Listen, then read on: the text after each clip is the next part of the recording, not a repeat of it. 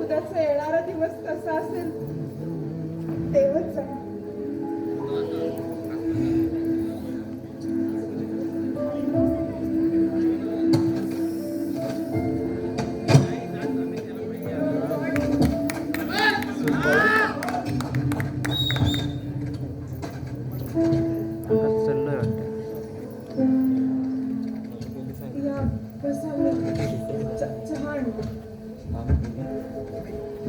हे काय तुझ्या डोळ्यात अश्रू?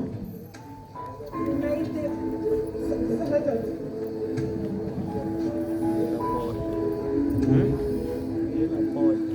तुला सुद्धा हे सर्व असह्य होते कळते.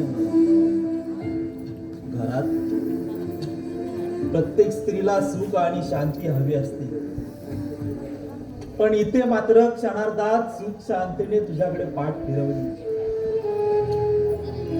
माझ्यामुळेच हे दोन भाऊ एकमेकाचे वैरी झाले. खरं तर मीच कारणीभूत आहे या सर्व गोष्टी.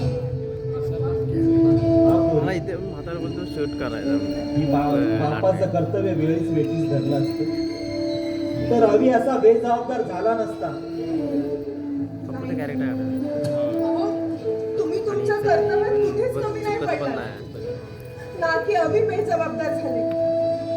फक्त त्यांच्या आयुष्यात आलेल्या एका वादळाने ते कोलमडून निघाले आणि त्यांची झळ अरुणला बसते. खरं तर आपल्या मनावर संयम नसेल ना तर कुबुद्धीला आपोआपच आमंत्रण दिले जाते. कारण संयम हा वाईट आणि चांगुलपणाचा एक डळमळीत दुवा आहे. तो थोडा जरी ढासळला तरी माणसाचं पशु व्हायला वेळ लागत नाही. बरं ते जाऊ दे. अरुण कुठे आहे? मारडीवर कारखान्यात जायचं म्हणत होतो. आणि अवी? तो कुठे गेलाय सांगून नाही जा. आणि हल्ली पहिल्यासारखं बोलत देखील नाही. जाऊ दे पोरी, तू मनाला वाईट वाटून घेऊ नकोस. जा, तुला स्वयंपाकाचं पाहायचं असेल ना.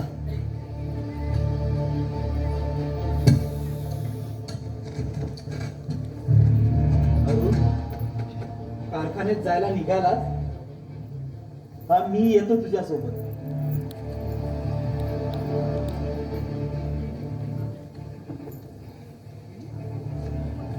अरे अवी जर तुला रागाच्या भरात काय वेडेवाकडं बोलला तर तू त्याला समजावून घ्यायला हवा होतास. अरे कसाही झाला तरी तो तुझा धाकटा भाऊ आहे. अहो पण तो मला भाऊ म्हणायला तयार नाही, त्याला मी तरी काय करू? तो काही म्हणेल पण तू भावाचं नातं नाकारणार का? मुळीच नाही. पण लोकांनी त्याच्या मनात नको नको ते भरले आहे, त्यामुळे तो माझा तिरस्कार करतोय. अरे लोक काही म्हणतील, आवळ्याचा भोपळा करायची सवय असते लोकांना. पण लोक जेव्हा आवळ्याचा भोपळा करतात तेव्हा आवळ्यावर तरी सत्य असेलच ना? बघ अरुण, तुला जे काही समजलंय त्यात काही सत्य नाही असं समज आणि हा वेडेपणा सोडून दे.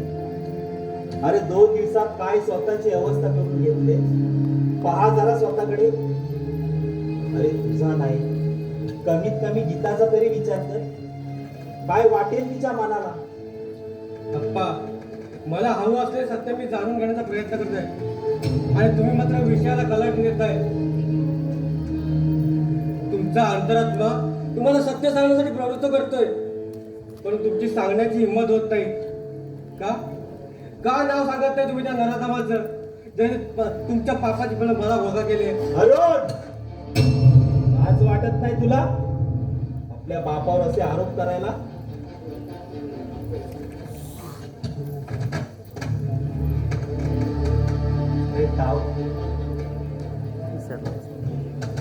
अरे टाहो फोडून सांगतोय, मीच तुझा बाप आहे. हे काही कमी झालं?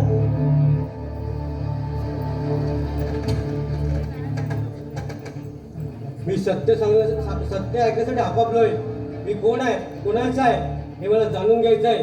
तेही तुमच्या तोंडून. अरुण, सत्य जाणण्यासाठी एवढा आपापला आहेस? अनेक लक्षात ठेव अरुण, जेव्हा तशीच वेळ येईल ना, तेव्हा माझ्याकडे असलेलं सत्य तुम्हा दोघांपुढे सोडेल, पण ते तुम्हाला हवं असलेलं नव्हे.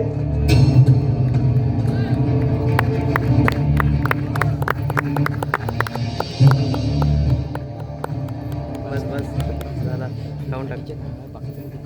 नाही दिसत नाही.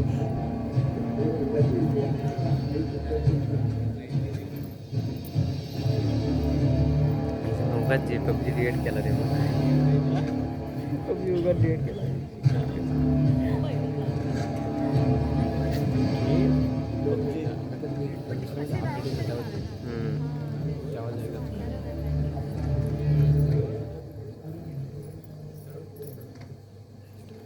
विसरला का?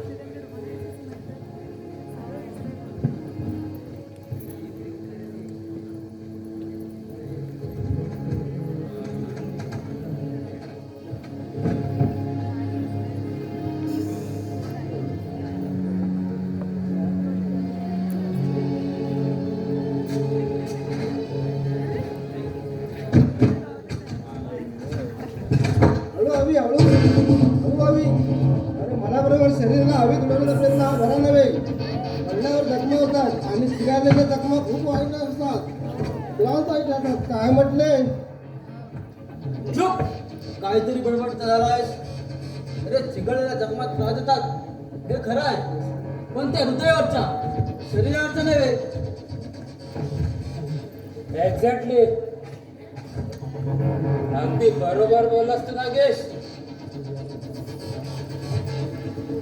अरे हृदयावर पडल्या जखमाचे ठणके, अरे सगळ्याला काय करणार? कधी जखमा पाहिल्या असतील तर नाही सगळ्यांनी, आणि बऱ्या वाटाच्या गोष्टी करतात. हे अक्कल कुठले? जाऊ दे रे हवी, त्यांचं काय एवढं मनावर घेतोस? छे, अरे त्यात एवढं मनात घेण्यासारखं आहे.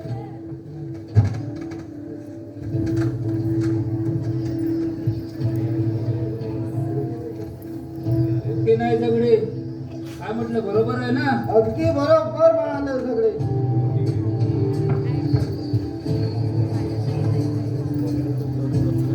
अरे आपल्या धंद्यात यांच्याशिवाय कामच करत नाही. कुठली जबाबदारी एकदम विश्वासाने टाकावी. आणि हे आपल्या धंद्यातील महत्वाचं केलं.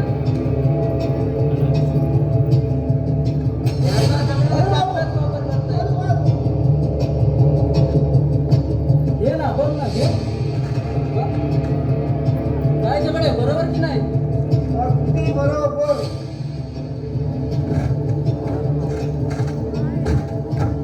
अगदी बरोबर बोलला.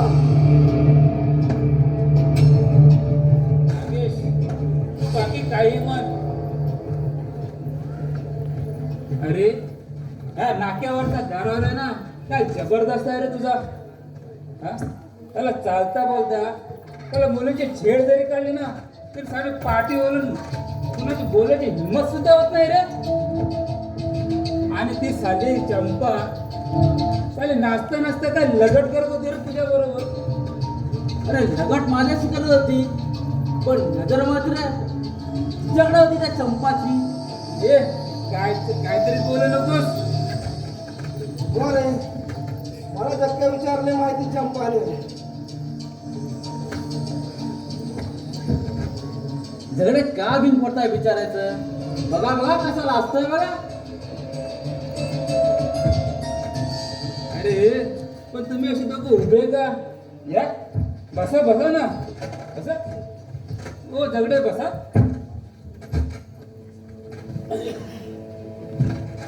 अभि बाबू यांना बसायला कशाला सांगताय या लांडग्याना उभ्याने शिकार करायला जमत आणि असलं लांडग आग्रह करून पण बसायचं नाही. कुणाला म्हणतोस रे कुणाला म्हणून काय विचारतोस रे रणकीच्या लोक तुम्हाला बोलतोय वाटलं तर टाकलं नवं या घराचं. ए आराम करा उघड्याने डोकं वाचूस का तर दाखवू तुला नागेचं पाणी. तू काय दाखविणार पाणी ना एका फटक्यात दोघांना पण गार करून टाकेल. सदू तुला लाज वाटत नाही का रे कुणाला काही बोलतोय. अरे अरे आम्ही फेकलेल्या तुकड्यावरती ते जगलेला एक नोकर आहेस तो नोकर यात सुद्धा तुला जाण नाही का रे चालता होय तो. वा अवी वा छान. अरे ज्याने तुला पाठच्या भावासारखं पुरा पोटावर खेळवलं त्याची एवढीशी उंगली तुला हातात घेऊन चालायला शिकवलं त्याचे चांगलेच पाक पडलेस रे तू. हा? कुठून शिकून आलास रे. एका मुलाचं फक्त त्याची आईच करू शकते ते सगळं या सदूने केलं तुझ्यासाठी. त्याचं काहीच वाटत नाही तुला. बरोबर रे दूषित लोकांसोबत राहून ना तू सुद्धा दूषितच झालायस. आणखीन बाय मी माफी मागते तुझी. आणखीन बाय हे काय करताय. अरे बाबू माझ्या पाठच्या भावासारखा आहे त्यांचा काय सुद्धा चुकत नाही. बरं तू एक काम कर मी वरती माडीवर इस्त्रीचे कपडे काढून ठेवले तेवढे इस्त्री करून आण हा. ही माझी बाजू. मला वाटतं हवी तुला या घरात काहीच तर राहिलेलं नाही. इज्जत त्यांची राहते ज्यांना इज्जत असते. इज्जत नसणाऱ्यांना काय इज्जत राहणार. म्हणजे याचा अर्थ याचा अर्थ सरळ आहे. कावळ्याच्या पंक्तीत राजहंसांनी बसायचं नसतं हे अभिला चांगलंच कळायला हवं होतं. एकट्या नवऱ्याच्या जीवाच्या मनगटावर हा जो छानपणा चालतेस ना तो सगळा व्यर्थ आहे. तू पुन्हा शक्ती नाहीस. अरे जा रे स्त्रीसाठी हपपलेल्या लांडग्या तुझं एक काळं तोंड पुन्हा दाखवू नकोस आणि स्त्री शक्तीचा अंतही पाहू नकोस. कळलं तुला. चाल एक शब्दही काढू नकोस आणि माझं नाव तुझ्या तोंडून तर नाहीच नाही. चालायला लागे तू. बस तुझ्या जिभेने जेवढी वेळ होती तेवढी पुरे. अहो नागेशराव तिथं जास्त तळा भरा नव्हे तिथं नकाने काम होते तिथं चाकू कशाला काढताय. या घरसाठी आपल्या इथे गेलेलाच बरं काय वाटलंय. ठीक आहे झगडे हवी येतो रे आम्ही.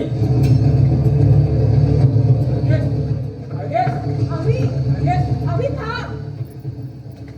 तू कुठे चाललायस आता. वाट दिसेल तिकडे. अरे का असं छळवत मांडलंस तू. सॉरी वहिनी कोण कोणाला शिक्षा देत आहे हे मला सुद्धा सांगता येणार नाही. अरे अभि एकेकाळी वचनं दिलीस ना रे. वेळ पडली तर तुझ्यासाठी जीव देईल बलिदान देईल. कुठे गेली रे ती सगळी वचनं. वहिनी सर्वच वचनं पाळायची नसतात कारण ती वांज असतात वांज. चालले ते जातच आहेत हा त्यांच्याबरोबर जात असतील ते राहणार असेल तर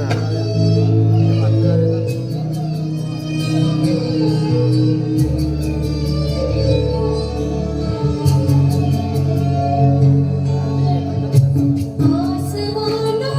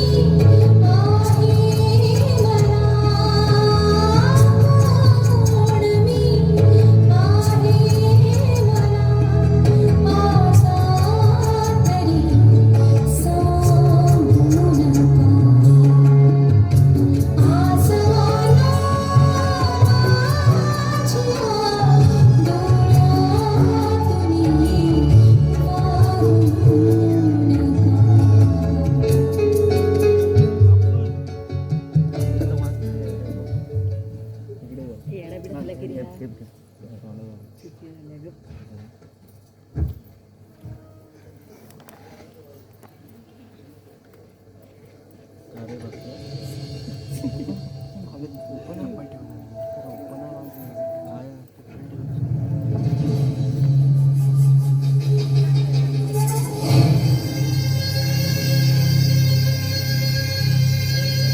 miss Geeta. How are you?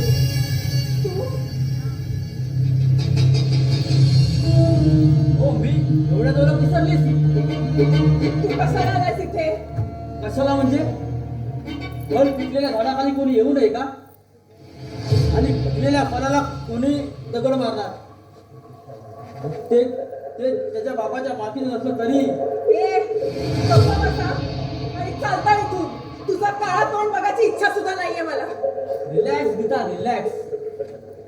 तुला जरी माझा खूप फायदा असेल ना तरी माझा हेतू साध्य होईपर्यंत तुला ते पाहावंच लागेल. काय करणार आहेस तू माझं? हे प्रत्यक्षात तुझूनच पहा. तुला ते बोलून दाखवण्यात काही जात नाही. हो ना. मग एक गोष्ट तू सुद्धा कान उघडून ठेवून ऐक. स्त्री शक्तीला ना कधी कमी समजू नकोस. जीवानिशी मरशी. अगं फुले तू पूर्ण तुमच्यासारख्या स्त्रियांमध्ये अंधारात विकलपणारे काजवे आणि या काजव्याने कधी अमावस्याचा अंधार उजळला का? अरे तो भ्रम आहे तुझा. स्त्री म्हणजे काजवा नसून तुझ्यासारख्यांसाठी ना कडकडणारी वीज आहे. कोसळून जर अंगावर पडली ना तर जळून मरशील. ती चुकून घे आणि ती जास्त वेळ पूर्ण राहत नाही. क्षणात लुप्त पावते.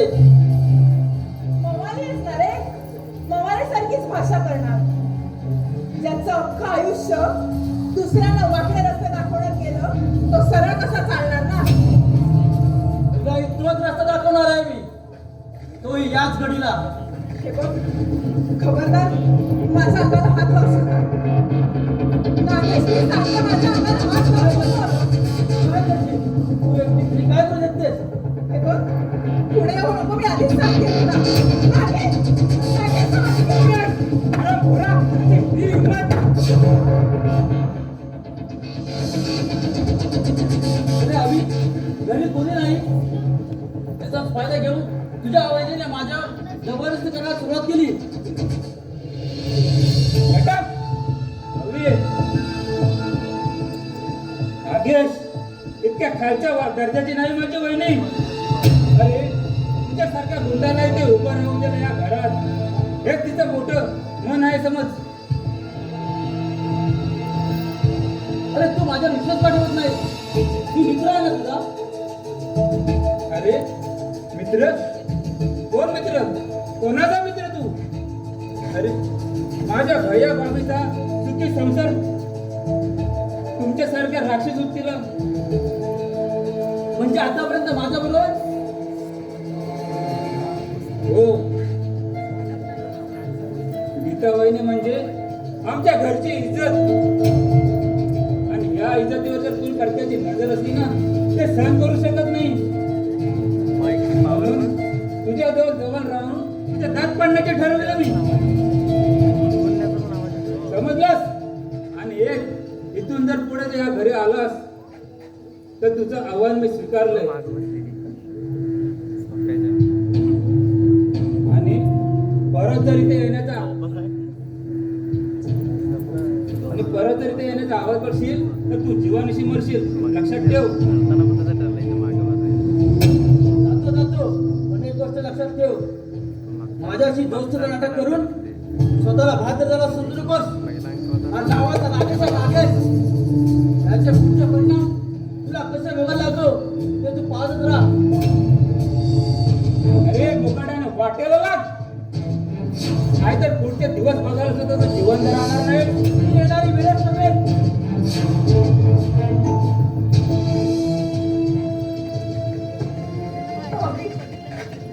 हा सगळा काय प्रकार आहे? एका वेळी त्या नागेशला जवळ करतोस आणि दुसऱ्या क्षणी झिडकारतोस. सांग रे, काय प्रकार आहे हा? नाही घरच्या इज्जतीवर त्याने हात टाकण्याचा प्रयत्न केला, तेव्हा मित्रत्व पुढे घरची इज्जत मला लाख मोलाची वाटली आणि त्यामुळे मित्रत्व झेडकारून घ्यावं लागलं मला.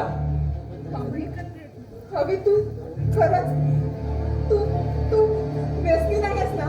तू बदललेला अभि नाहीयेस ना? खरं सांग मला, तू पूर्वीचाच अभि आहेस ना? सांग ना अभि, माझी शपथ आहे तुला, सांग ना प्लीज. हे सत्य आहे वहिनी. अभि अभि मग का लपवलंस रे तू? त्या नागेशला म्हणत होतास की दादा बहिणीची इज्जत वाचवण्यासाठी मी तुझ्यासोबत मैत्रीचं नाटक केलं. ते सगळं खरं आहे ना? सांग ना अभि प्लीज. मला आईच्या जागी मानतोस ना रे तू? मग तुझ्या आईला नाही सांगू शकत का रे? वहिनी, त्याबद्दल मी आता काहीच सांगू शकत नाही, अरे पण का? कारण माझ्याकडे आता सांगण्यासारखं काहीच नाही. नाही अभि, तुझ्याकडे सांगण्यासारखं बरंच काही आहे, पण तू ते मला सांगतच नाहीयेस. आम्ही सांगणार आहे, तू असा व्यसनी का झालास? का झालास रे असा व्यसनी? वहिनी, काही गोष्टी अशा असतात की त्या मनाला पटत नाहीत, पण त्या हृदयाला पोचत असतात, तरी सुद्धा त्या कराव्या लागतात. आणि आपल्या मनाप्रमाणे आयुष्यातला हा प्रत्येक निर्णय आपल्याला घेता येतो असं नाही. अभि, मला कळलं तुला काय म्हणायचंय ते. पण तुला असं कोणता निर्णय घ्यावा लागला की वहिनी आणि दादाचा संसार वाचवण्यासाठी तुला असं चुकीच्या मार्गाला जावं लागलं? सांग ना रे अभि. वहिनी, त्याचं कारण म्हणजे एकच, तुझी आणि नागेशची झालेली भेट. अभि, म्हणजे तू माझ्याबद्दल? नाही वहिनी, तसं मुलीच माझ्या मनात कधी विचार सुद्धा येणार नाही.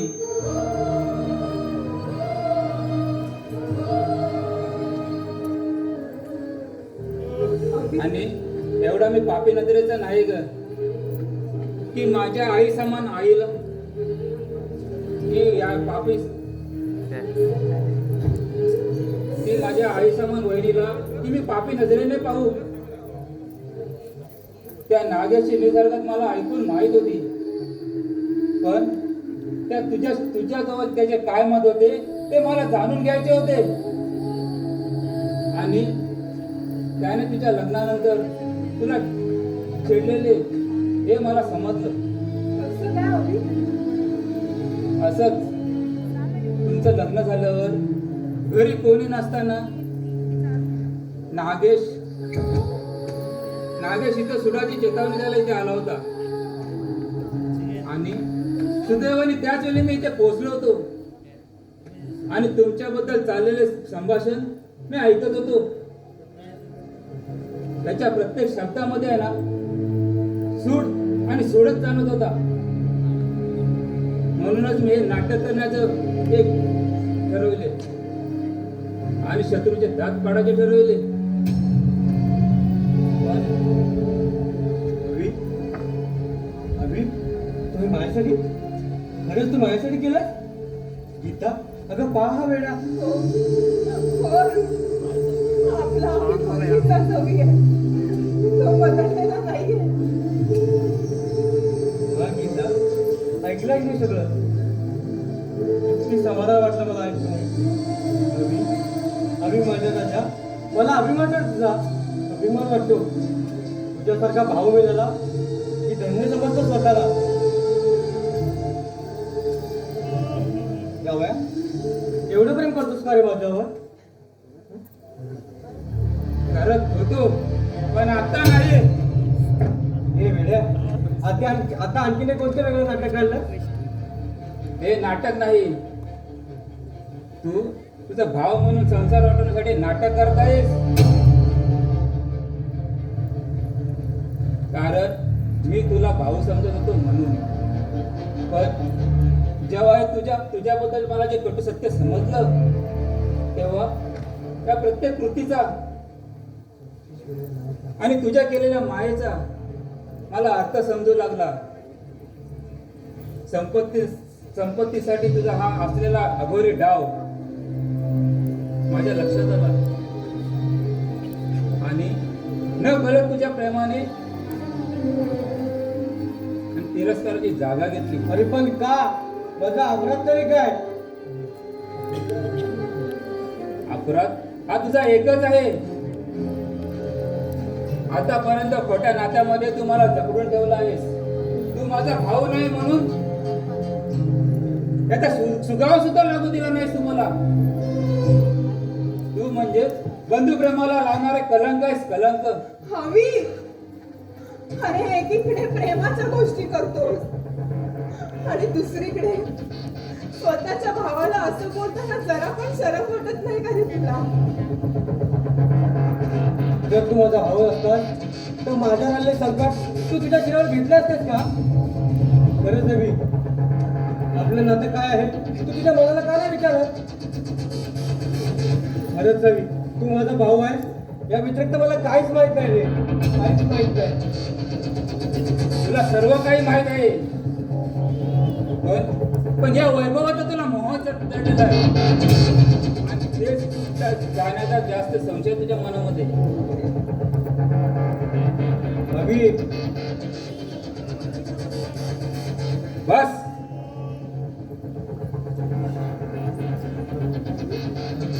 आता त्याचा गैरसमज तरी कसा दूर करावा? मी नका म्हणायला लावून घेऊ. शांत आपल्याला हवं तसं बोलू. त्यांना जर समाधान मिळणार असेल तर त्यातच आपलं सुख मानायचं. कपडे अंड्यात ठेवता ना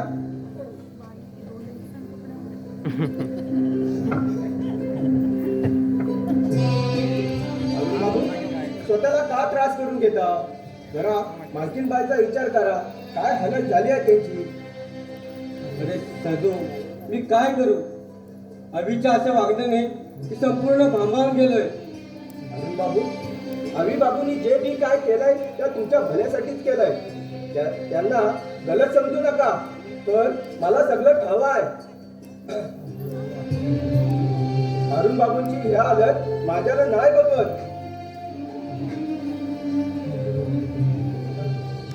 मग डोळे बंद करून घे. नाही अभि बाबू तुम्हाला मी आता जाऊन देणार नाही. सोड त्याला. तिकडे जायचं असेल तिकडे जाऊ दे त्याला. ज्याला घरच्या प्रतिष्ठेची ताण नाही त्याला थांबण्यात काही अर्थ नाही. बाहेर जाण्यासाठी त्याला दरवाजा खुला करून द्यायचा असतो. अरे हे मात्र तुला शोभण्यासारखे बोललास तो. अगदी तुला पैशाला शोभेल ते. मला तुझ्याशी वाद घालून स्वतः त्रास करून नाही घ्यायचा आहे. अरे हौस तरी कुणाला आहे वाद घालण्याशी. पण जे मला हवं आहे ते तुझ्याकडून उकलल्याशिवाय मी राहणार नाही. अरे हवं आहे तर तुला जन्माला घालणारा तुझा बाप. त्याचा बाप हवाय ना तुला? हा उपाय त्याचा बाप. बाप? नाही का? हा समजतच नाही. विचार काय विचारायचे ते? भांडे घ्यायचे मग हा आश्चर्य वाटलं? नाही पण मला या गोष्टीचे आश्चर्य वाटत आहे. एका परक्या मुलाशी तुम्ही नातं का जोडलं आहे? अशा कोणत्या कमजोरीने तुम्ही जवळ करण्यासाठी भाग पाडला आहे? अरुण तुझा सावत्र भाऊ आहे. सावत्र समजलास? हा पोरा तू अभिचा सावत्र भाऊ आहे.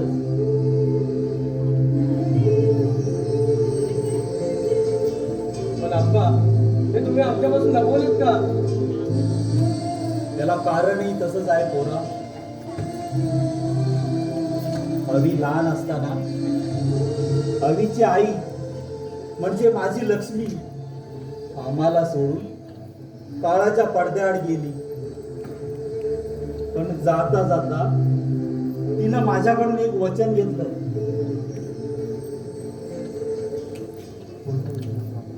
कोणतं वचन अप्पा? हेच की तुम्ही दोघं सावत्र भाऊ आहात हे तुम्हाला न सांगण्याची शपथ घातली होती तिने मला. कारण अरुणला तिने स्वतःचा मुलगा समजून वाढवला होता. तेव्हा ती मला परत परत विनवणे करून सांगत होती, यांना जर आपण दोघं सावत्र भाऊ आहे समजलं तर कदाचित यांच्यामध्ये तिरस्काराची भिंत निर्माण होईल आणि हे तिला नको होत. कारण अरुणला तिने स्वतःचा मुलगा समजून वाढवला होता.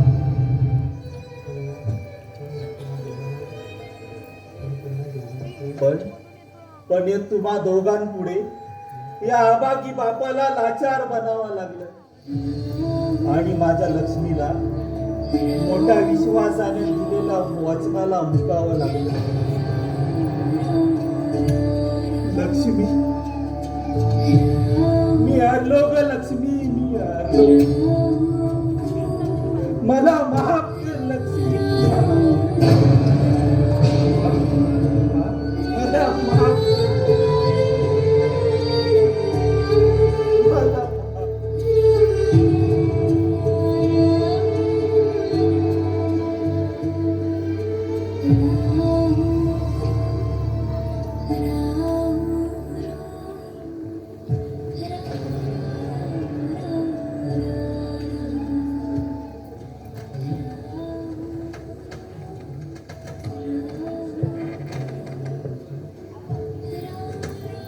अप्पा, ही माझी आई नाही.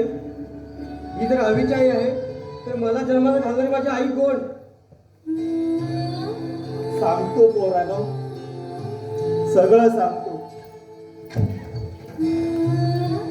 बराबर 30 वर्षापूर्वी मी एका वर्षाच्या कोर्ससाठी मुंबईला गेलो.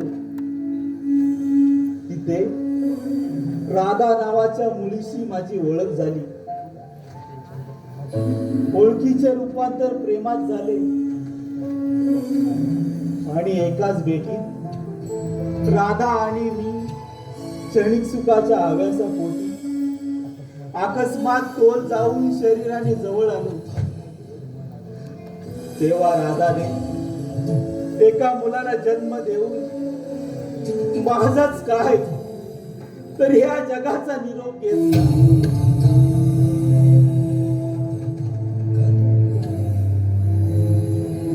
आणि हे जन्माला अभागी मुलगा आलेला दुसरा तिसरा कोणी नसून तो माझ्या रक्ताचा माझा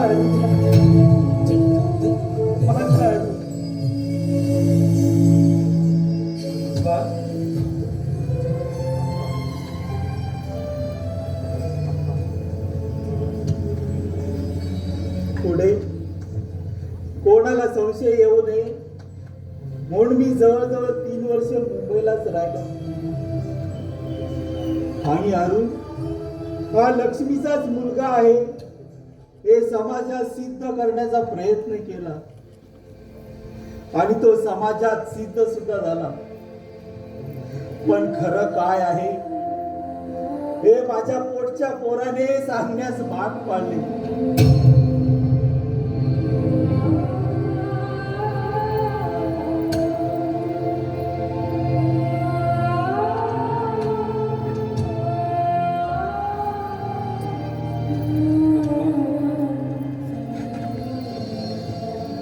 दूर हो चांडाळा, मला हात सुद्धा लावू नकोस. या आप्पा साहेबांच्या कीर्तीची विटंबना केलीस. माझी प्रतिष्ठा पायदळी तुडवली आहे. जेवढ्या तुझ्याकडून अपेक्षा केल्या तेवढ्या फोल ठरल्या. नाही अप्पा, आपला आवी जरी आपल्या नजरेत बिघडला दिसला तर तो खऱ्या अर्थाने बिघडलेला नाही. तो चांगल्या मार्गाने पास झालाय. पण हे तुला कसं कळलं? कुठे तर रिझल्ट आणलाय.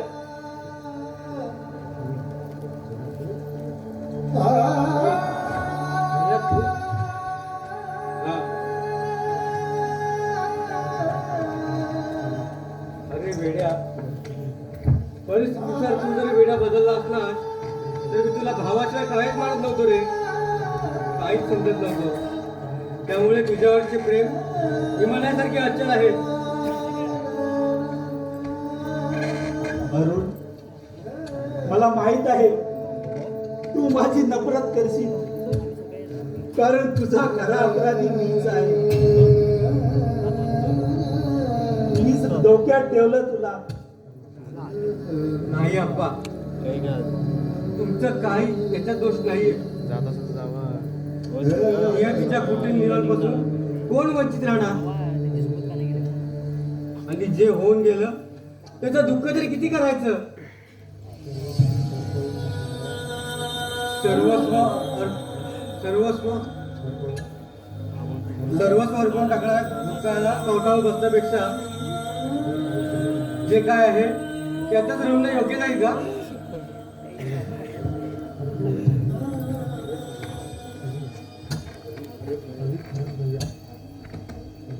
खरंच भैया,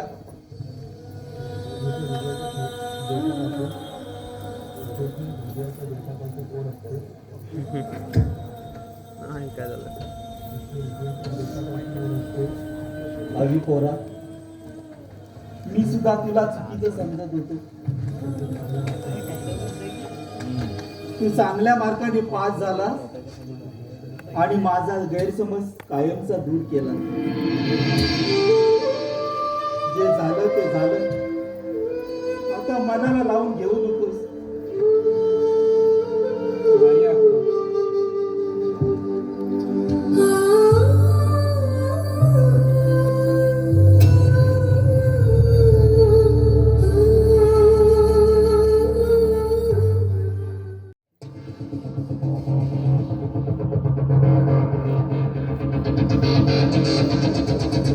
काय झालं आमचं? आज त्याचा बदला काढायचा भार.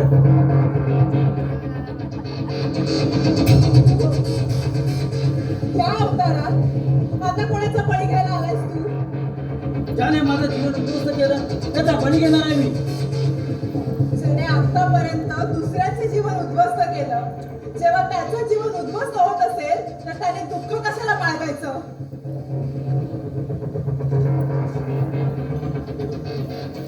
तुझं म्हणणं अगदी खरं आहे गीता. आजपर्यंत मी दुसऱ्यांची घरं जाळली, पण जेव्हा स्वतःच घर जळलं तेव्हा जाळणाऱ्या जीवांचे असे चटक्याने जीव कासावीस होतो ते मला आज कळलं.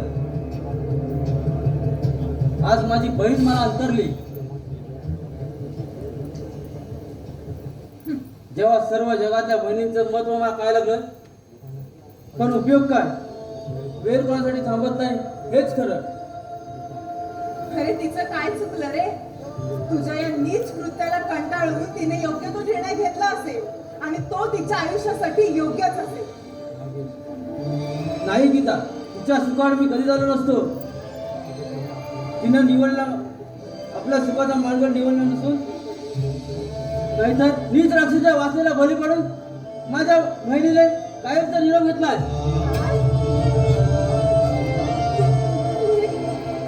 खरं बोलतोस? होय गीता, हे सत्य आहे.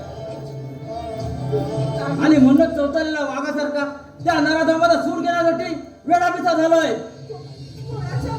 कोणाच्या वासनेची बळी पडली? जीवन आहे तो जीवन. नागेश! माझा भाऊ तुझ्यासारखं नीच कृत्य करायचं नाही, कधी लक्षात ठेव. मला माहित आहे गीता, तुझ्या जीवनाचा शिल्पकार तुझा जीवन भाऊ आहे. पण जीवन म्हणजे बहीण भावाच्या नात्याला लागलेला कलंक आहे तो. अगं त्याने स्वतःच्या स्वार्थासाठी तुझा उपयोग केला आहे. त्याची या घराची खूप मोठी दुश्मनी आहे. नागेश! म्हणून एक शब्द सुद्धा बोलू नकोस हा. काय पण गाव नसलास रे. माझा पुरेपूर फायदा फायदा घेण्यासाठी हे सगळं चाललंय ना तुझं, पण तुझ्या या कारस्थानाला मी बळी पडणार नाही हे लक्षात ठेव तू. तू माझ्या विश्वास ठेवू शकत नाही हे जाहीरच आहे. पण ज्याला तू भाऊ म्हणून समजतेस तो तुझ्या जीवनाचा खरा कारस्थान आहे. त्याच्या प्रत्येक हालचालीची कटपुतली भीत बनत होतो. आजपर्यंत जे काय केलं ते त्याच्या सांगण्यावरच केलं. इथं माझ्यावर विश्वास ठेव. या घरच्या सर्वनाशाला तो जीवनच कारणीभूत आहे. नागेश, माझ्या जीवन भाऊचं नाव सुद्धा घ्यायचं नाही. जा, तोंड काढा ना तुझं इथून.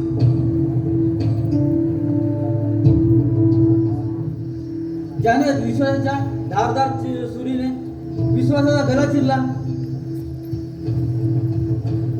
त्यानं हे तेही तितकंच खरं आहे. पण इथं तू विश्वास ठेव अथवा ठेवू नको.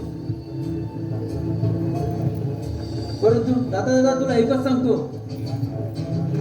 आजपर्यंत तुला मी खूप छळलं. त्याचा पश्चाताप म्हणून हा नागेश आजपासून तुझ्या पाठीचे खंबरपणे उभा असेल. तुझ्या बहिणीचं रक्षण करता म्हणून. ज्यावेळी तू संकट असेल त्यावेळी मी भाऊ करते म्हणून तुझ्यासाठी धावेल. हे बहिणीचा विजय झालेला एका भावाचं वचन आहे तुला गीता. मला माहित आहे तुझ्या नफरतीच्या आगीपुढे मी बोलून जाईल. तुझ्याकडून तरी सुद्धा तुझ्याकडून दादा या शब्दाची अपेक्षा ठेवतो आणि केलेल्या पापाचं प्रायश्चित्त म्हणून समाधान व्यक्त करेल.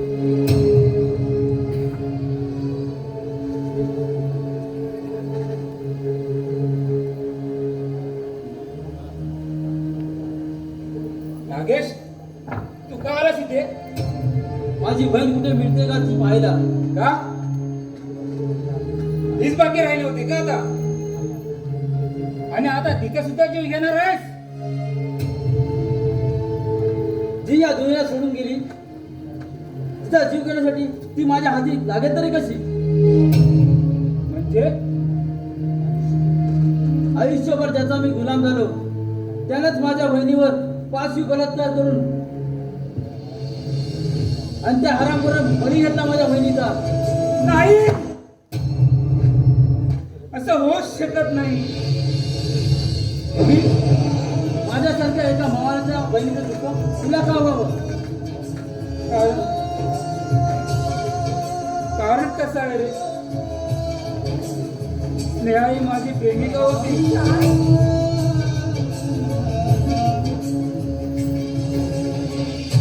हो ना वहिनी?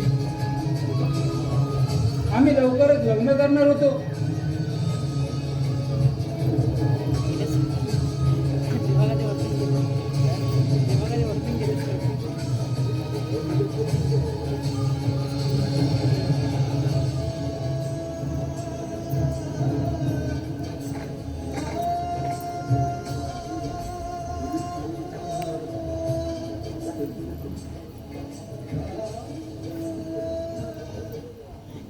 मिस्टर जाधव, जरा बाहेर लक्ष ठेवा. मी जरा आतमध्ये जाऊन येतो.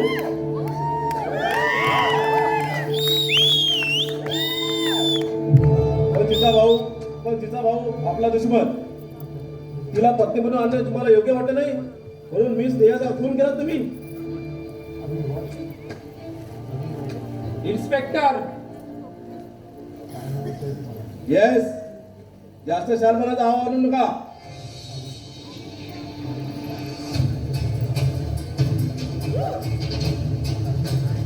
म्हणजे काय म्हणायचं आहे का तुम्हाला? शटअप. हे तुझ्या बाबाचं घर असलं तरी कसंही ओरडून चालणार नाही. मिस्टर अविनाश चौधरी, मिस्टर नागेश, गुंडागिरी या नावाखाली तुम्ही दोघं सुद्धा गुन्ह्याचे आरोपी आहात. गोवानंदा रमेश, तुमच्या नावाचा वॉरंट आहे माझ्याकडं.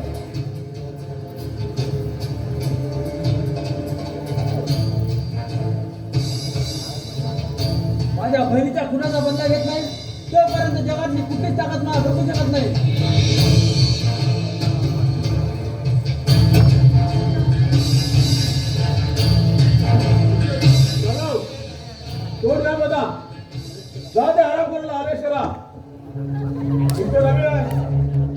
नाही गेले तुला कुठून जाण्यास तुम्ही मदत केली. तुम्ही सुद्धा कुणी आहात? इन्स्पेक्टर, नागेशला या क्षणी जायला हवं. चुप.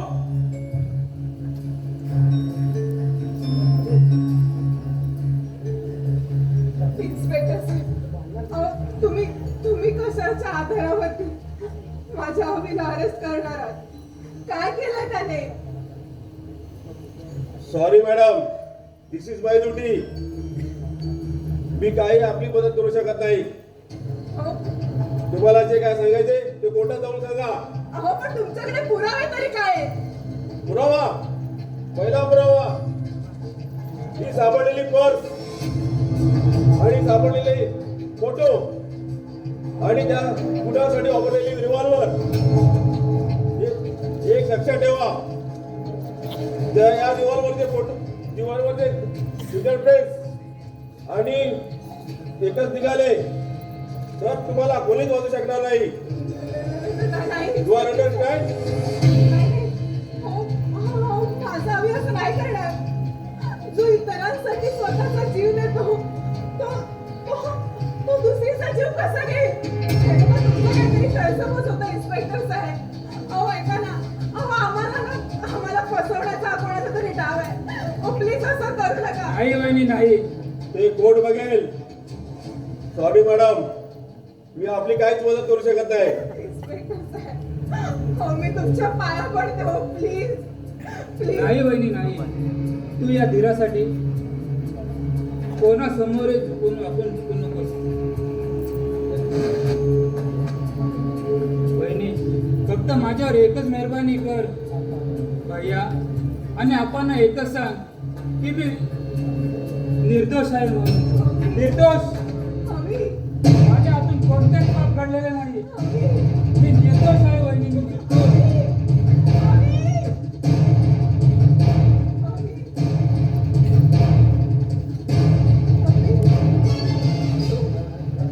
तुझ्यावरती गुन्ह्याचा आरोप आहे.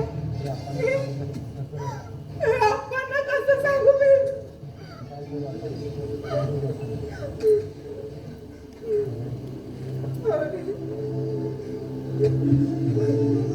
आम्ही असताना तुला काहीच करायची गरज नाही. तू का आलास इकडे? जाणार कुठे मी? जिथे मग ती गुलाबाची गली, तिथे भ्रम असायचाच. त्या मधाची चव काढायला. अरे नालायका, तुला काहीच कसं वाटत नाही रे? मी तुझ्या मुलगीसारखी आहे तरीही. मुलगी तर नाही ना. हरकता.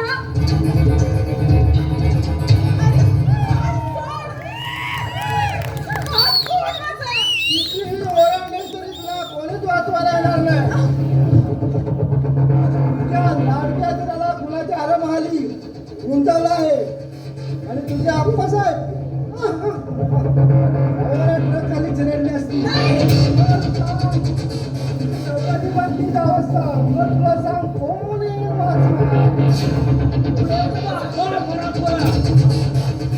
हा तिचा भाऊ अजून जिवंत आहे.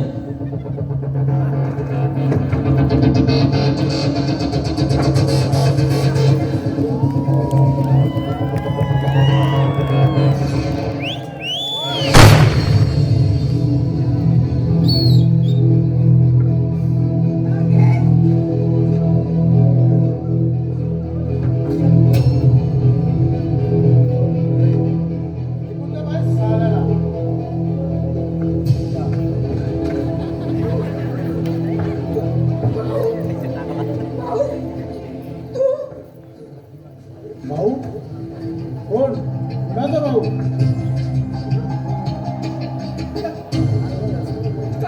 का बोलतोस तू हे? अगं खुळे, तू सुद्धा माझ्या कपटी डावाचे शिकार करते. तुझा भाऊ जरूर आहे मी, पण सक्का नव्हे. माझ्या बापाने बहिणीची मुलगी म्हणून तुला जवळ केली आणि मी माझ्या स्वार्थासाठी तुझा उपयोग करून घ्यायचा ठरवला. हे तुला शेवटपर्यंत कळलंच नाही.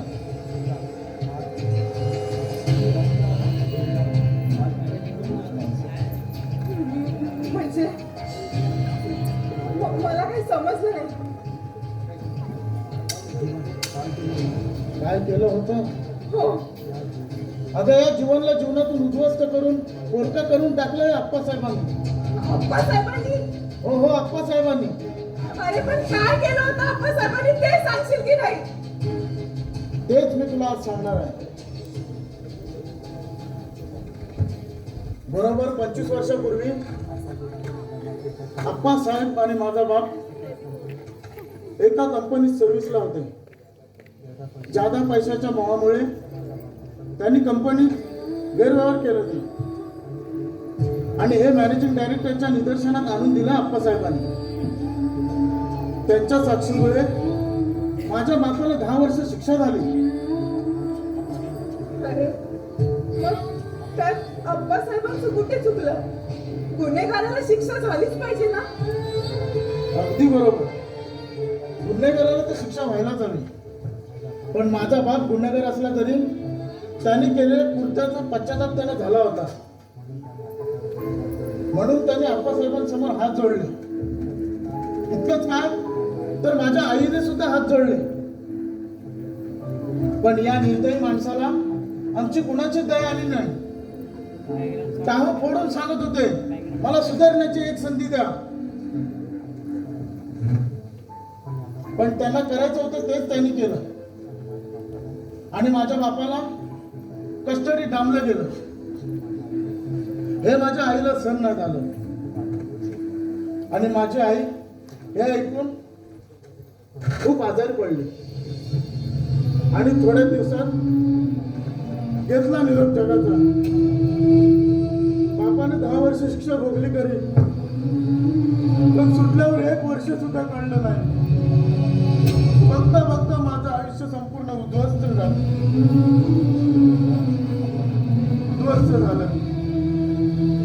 आणि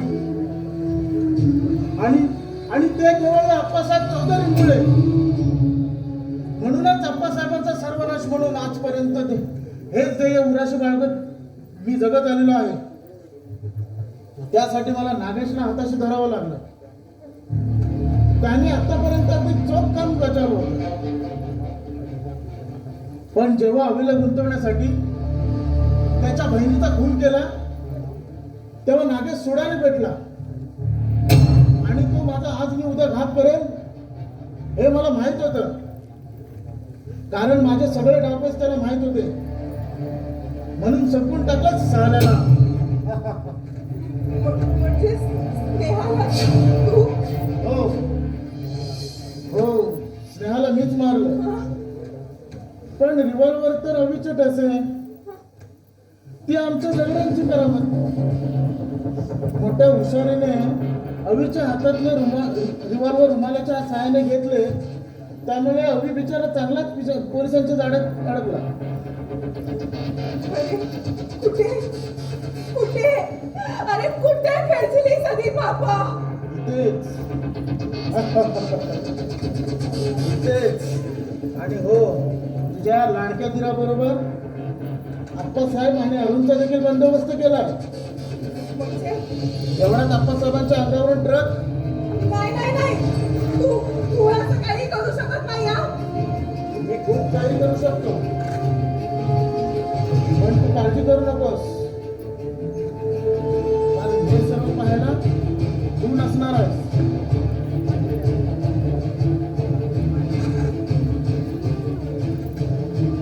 म्हणजेच मी कोण, माझं खरं रूप काय आहे हे तुला तर समजलं आहे. आणि ज्याला ज्याला मी कोण आहे ते समजते त्याला मी जिवंत ठेवत नसतो, ठार मारतो ठार. अर्थात तुझा दोष काहीच नाही. पण काय करणार, तुझ्याबरोबर मला सुद्धा प्रश्नच ना.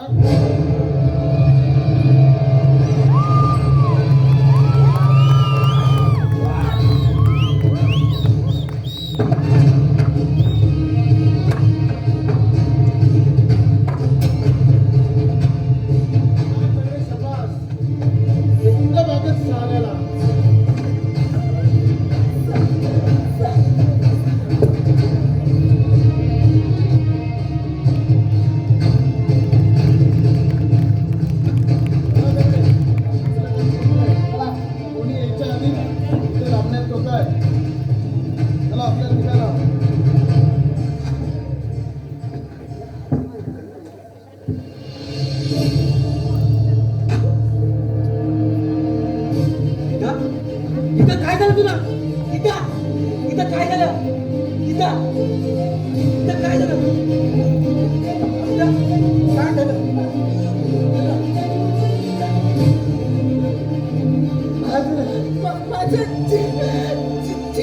काय केलं जीवन काय केलं जीवन